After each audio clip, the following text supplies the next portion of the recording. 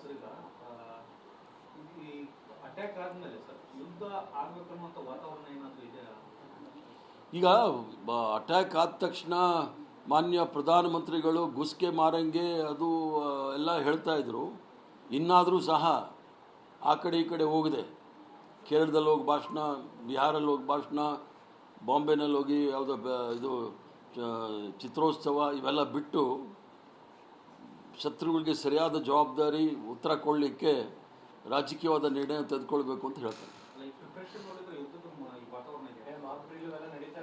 ಅಲ್ಲಲ್ಲ, ಯುದ್ಧದ ವಾತಾವರಣ ಇದೆಯೋ ಇಲ್ಲವೋ, ದೇಶದ ರಕ್ಷಣೆಯನ್ನು ನಮ್ಮ ರಾಷ್ಟ್ರದ ಸೈನ್ಯ ಬಲ ಮಾಡುತ್ತೆ. ಅದರಲ್ಲಿ ಯಾರಿಗೂ ಸಹ ಸಂಶಯ ಬೇಕಾಗಿಲ್ಲ. ರಾಜಕೀಯ ಶಕ್ತಿ ಅಂತ ಇಟ್ಕೊಳ್ತದ್ದು, ರಾಜಕೀಯವಾಗಿ ನಿರ್ಣಯ ತೆಗೆದುಕೊಳ್ತಕ್ಕಂಥವ್ರು ಭಾಳ ಗಂಭೀರವಾಗಿರಬೇಕೆ ವಿನಃ ಬಾಲಕೋಟ್ ಅಥವಾ ಈ ಫೆಹಲ್ಗಾಮ್ ಆದ ತಕ್ಷಣ ಬಿಹಾರ, ಕೇರಳ, ಬಾಂಬೆ ಇವೆಲ್ಲ ಸುತ್ತೋದು ಬಿಟ್ಟು ಭಾಳ ಗಂಭೀರವಾಗಿ ಆಲೋಚನೆ ಮಾಡಿ ವಿರೋಧ ಪಕ್ಷದವರು ಸಭೆ ಕರೆದಾಗ ಅದನ್ನು ಹಾಜರಾತಿ ಹಾಕಿ ಏನು ಕ್ರಮ ತೆಗೆದುಕೊಳ್ಬೇಕು ಅಂತ ಎಲ್ಲರೂ ಸಹ ಒಂದು ಕಾನ್ಫಿಡೆನ್ಸ್ ತಗೊಂಡು ಮಾಡಬೇಕಾಗತ್ತೆ.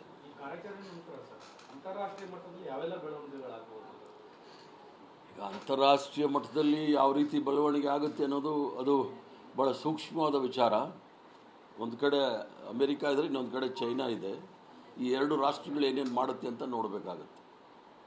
ಯಾಕಂದರೆ ಪಾಕ್ ಆಕ್ಯುಪೈಡ್ ಪ್ಲೇಸ್ ಅಂದರೆ ಏನು ಪಾಕ್ ಆಕ್ರಮಿತ ಪ್ರದೇಶ ಇದೆ, ಅದರಲ್ಲಿ ಚೈನಾದವರ ಹಸ್ತಕ್ಷೇಪ ಭಾಳ ಇರುತ್ತೆ. ಪಾಕಿಸ್ತಾನದಲ್ಲಿ ಈಗಾಗಲೇ ಬೆಂಬಲವನ್ನು ಅಮೆರಿಕಾದವ್ರು ಏನು ಮಾಡ್ತಾರೆ ಅಂತ ಯಾರಿಗೂ ಗೊತ್ತಾಗೋದಿಲ್ಲ. ಆದ್ದರಿಂದ ಕಾದು ನೋಡಬೇಕಾಗುತ್ತೆ.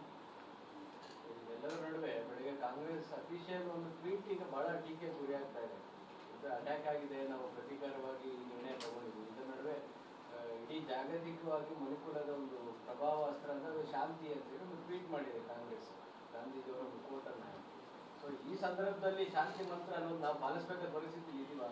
ನೋಡಿ, ಶಾಂತಿ ಮಂತ್ರ ಭಾರತ ದೇಶ ಇಡೀ ಪ್ರಪಂಚದಲ್ಲೇ ಅದು ಹೆಸರುವಾಸಿಯಾಗಿರ್ತಕ್ಕಂಥದ್ದು. ಶಾಂತಿ ಇರಬೇಕು ಅಂತೇಳಿ ಎಲ್ಲರದ್ದು ಆ ಇಚ್ಛೆ ಇರುತ್ತೆ. ಬೇಡ ಅಂಥೇಳಿ ನಮ್ಮ ಕಾಲು ಕೆರ್ಕೊಂಡು ಬಂದರೆ ಏನು ಉತ್ತರ ಕೊಡಬೇಕು ಅನ್ನೋದು ಸಹ ಇಂದಿರಾ ಗಾಂಧಿಯವರು ಸಹ ತೋರಿಸಿದ್ದಾರೆ. ಪಾಕಿಸ್ತಾನನ ಎರಡು ಭಾಗ ಮಾಡಿ ಇನ್ನೊಂದ್ಸಲಿ ನಮ್ಮ ತಂಟೆಗೆ ಬರಬಾರ್ದು ಅಂತ ಹೇಳಿ ಮಾಡಿದ್ದಾರೆ. ಆದ್ದರಿಂದ ಶಾಂತಿ ಅಂತಕ್ಕಂಥದ್ದು ಯಾವತ್ತೂ ಸಹ ಯುದ್ಧ ಅಂಥೇಳಿ ಹೇಳಲಿಕ್ಕೆ ಆಗೋದಿಲ್ಲ. ಶಾಂತಿ ಅಂತ ಯಾರಾದರೂ ಹೇಳಿದರೆ ಗಾಂಧಿ ರಾಷ್ಟ್ರ ಇದು ಹೇಳಿರ್ತಾರೆ, ಇದರಲ್ಲಿ ತಪ್ಪೇನಿಲ್ಲ.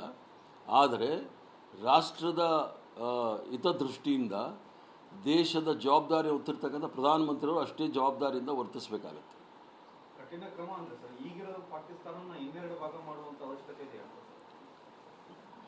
ಅದೀಗಾಗಲೇ ವಿಶ್ವಗುರು ಹೇಳಿದ್ದಾರೆ, ಅದು ಮಾಡ್ತೀವಿ ಇದು ಮಾಡ್ತೀವಿ ಅಂತೇಳಿ. ಅವ್ರು ಮಾಡಲಿ, ಆಮೇಲೆ ಮಾತಾಡಿ.